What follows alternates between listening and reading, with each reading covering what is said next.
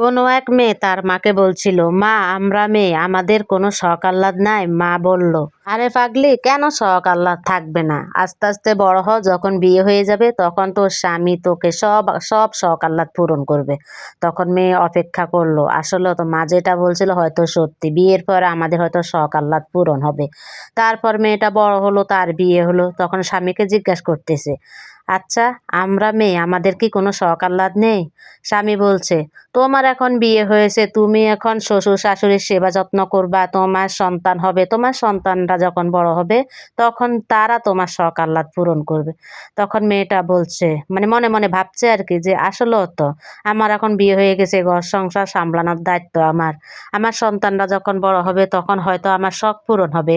যখন সন্তান হলো তখন সন্তানকে জিজ্ঞেস করতেছে, আচ্ছা আমাদের কি কোনো শখ আহ্লাদ নেই? তখন ছেলে বলতেছে, আরে মা তোমার বয়স হয়ে গেছে, তোমার এক পা কবরে, তুমি এখন আল্লাহ বিল্লাহ করবা, এখন তোমার শেষ বয়সে কিসে তোমার শখ আহ্লাদ থাকতে পারে?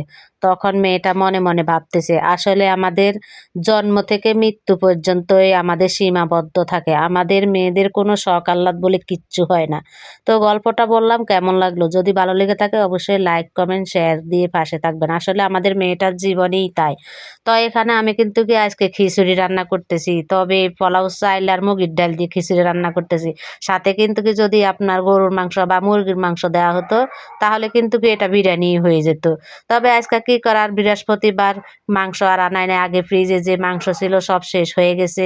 তো আজকে খিচুড়িটাই রান্না করতেছি। সকাল সকালে এই খিচুড়ি দিয়েই আমরা সারাদিন চালিয়ে দিয়েছি, যেহেতু আপনাদের ভাইয়া আর মেজো ছেলে ওরা বাইরেই দাওয়াত খেতে গেছে, আর আমি আর বড় ছেলে, আসলে আমার বড় ছেলের কথাতেই কিন্তু কি আজকে খিচুড়িটা রান্না করতে হলো। আমার বড় ছেলে বাড়িতে ছিল, তখন বলতেছে আম্মু একটু খিচুড়ি রান্না করো। আসলে ও যে ভাতের চাউল দিয়ে খিচুড়ি রান্না করতে বলছিল, আমি কিন্তু কি সেটা খেয়াল করি নাই।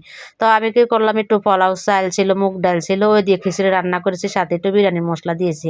তো আমি ভাবলাম ও খুশি হবে, কিন্তু ও বলছে, মা সকালবেলাতে এই খিচুড়ি কিন্তু কি ভালো লাগে না, এটা বিরিয়ানি হলে তাও একটু ভালো লাগতো যদি মাংস থাকতো। তবে আমি এই খিচুড়ির সাথে আলুর ভর্তার সাথে ডিম ভাজি করে দিয়েছি, ওই দিয়ে খেয়ে নিয়েছে। তো বলছিলাম সকালবেলা আজকে যা করেছি তাই খায়, এনে করার কিছু নাই। তোর আব্বু আর মেজো ভাই যে বাইরে খাইতে গেছে, ওরা তো ওখানেই খাবে, তো আজকে আমরা এটা দিয়ে চালিয়ে দিব, রাত্রেবেলাতে যদি কিছু রান্না করতে হয় তবে করব।